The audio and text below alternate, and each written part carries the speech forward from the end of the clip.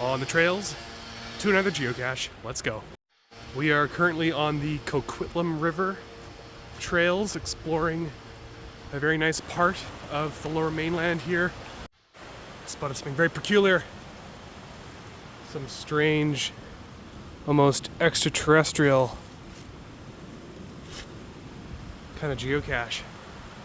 What? Strange. You could say it's an unidentified geocache, but it actually is geocache. It appears to have landed on my head. I'm gonna put this rowdy UFO back where it rightfully belongs, in this beautiful, mossy, wholesome stump of the wholesome mossy variety. On to the next one.